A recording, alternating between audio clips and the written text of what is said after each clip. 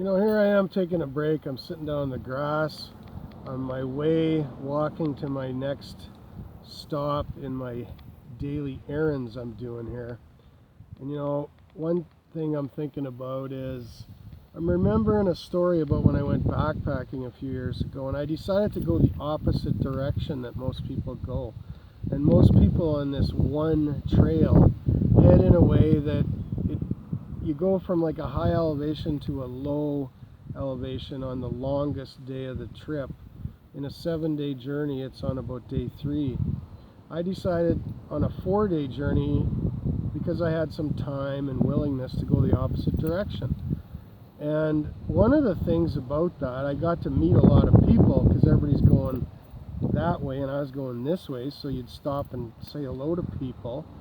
Met people from all over the world, Europe and everywhere. But it was damn hard. Like, I was going uphill. It was the longest day, about 13 kilometers, and extremely uphill. So I got 2/3 of the distance and I ran out of time. It's like I had no time. It was dark. I couldn't see. So I don't care what any ranger says or would have said to me that day out patrolling the park. I just pulled off. I didn't get to the next campsite. Threw my tent in the long grass just like this, and there was trees poking out, and I didn't have half the tent up, but in the ditch I crawled in and got inside and had a good night's sleep, and I was exhausted. Well, I got shit the next day, because that's what rangers do. They don't look at your situation and your heart and what happened and I mean, when do you ever get forgiveness unless someone, you know, like people don't always understand, but do they seek out? Or is the rule to just threaten and hurt someone and punish them before you find out all the answers? Well, in my books, it isn't. And that's how I operate. And you search things out and you find out what's going on before you not harm someone, but put a punishment in place. And of course I got, not convicted, but told, well, you need to camp in the campsites. Well, I couldn't make it. And that was all there was to it. So, you got to take care of yourself sometimes. Do what you will to avoid not being hurt by other people, but just by replenish your own strength. And I'm not asking that. That's just good advice. And we all should do that. But anybody, well, I won't even get into ruthless people here. I'm just going to talk about me and you. And the key issue here is forgiveness and being forgiven of your own sin yourself. And as you have faith, and I touched on confession, so this was the point here. Getting to that point where you can be forgiven. And then it's easier to keep your faith, because you don't have all this squamish of things going around in your mind and your spirit that you did from the past. You are renewed. You're refreshed. You regrow in a new direction, the spiritual direction of Christ. I want to tell you about that today, because as you do that, you don't lose hope in your heaven or your eternity. And just know, because you said, no, listen here, okay, listen up, because you said you were a Christian. You made that decision. You did. Nobody else. Then you are. And secondly, you are assured you are going to heaven. You don't have to even worry one more iota in the rest of your life and quell down the flames or of whatever. Suppression, no. Weird thoughts in your mind that the devil might be putting in there? Whoever? A newsly neighbor that doesn't do good, that's buggering you around? Maybe, I'll see. But one more thing is don't worry about it. If you said you're a Christian, you believe it, well then you're going to heaven. You don't have to think one more minute about it. You are. And that's it. And I guess the other thing I wanted to say is, all the Muslims and stuff on the insert of the Calgary News on Canada Day, there wasn't one English white guy at the Canada Day celebration.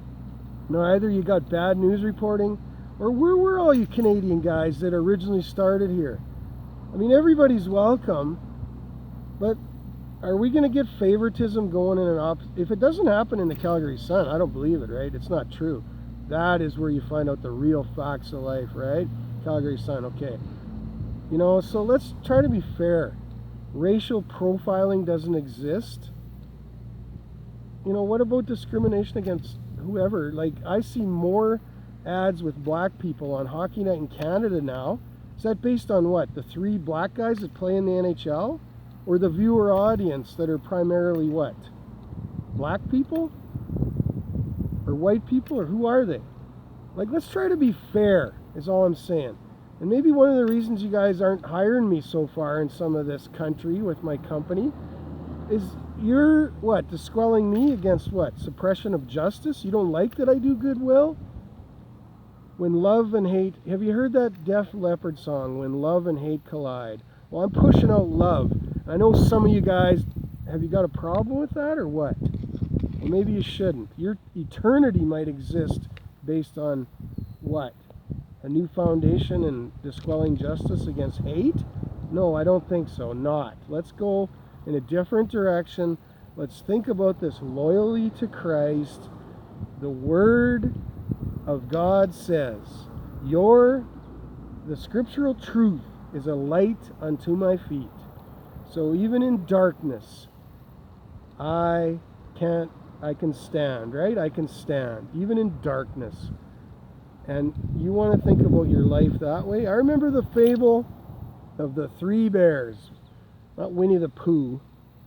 You remember that story? As a kid, I was scared out of my socks almost.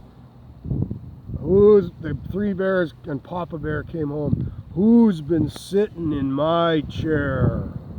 Who's been eating my porridge?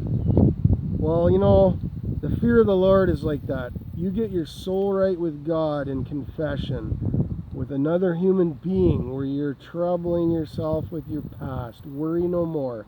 You will have no shame going forth when the day comes, the final day, when Judgment Day comes, or you just are ready to die almost, even in your old age. You will not be troubled about meeting your Maker. So, you know that. I'm telling you how to do it. And you know what? Some of this stuff to me, it's like, anyways, you know, I never want to be one of these guys that takes things for granted, what I have and what I've learned in my life, and others have not found. And the enemy has blinded the eyes, it says in the scriptures, of many. The enemy of justice, the enemy of the soul. Not the enemy of the soul winner. Like I went to college and I was going to be the soul winner and my wife was going to be the breadwinner, as the cash is needed in this life too. You know? But I ended up being both, because that's the way it is sometimes, right? So don't disquell that against anybody. Look favorably and forth at your own justice in life and your eternity, and don't squish it down like a dirty old garbage bag. Think no more about the rocks on the wrong side of the fence. Get them on yours and go forth in justice and hit the nail on the head. This is Bernie May at my business company, taking some time to tell you about spiritual motivation stuff. Connections Consulting, 1403. I'm not going to give you my bank account on a video number, but anybody I'm working for knows it already. So go with that, and that's about it. Enjoy the day, you know. For what other reason are we here for? Our very existence and what we do each day glorifies the Lord if we're doing it and bringing honor, bestowing it to Him.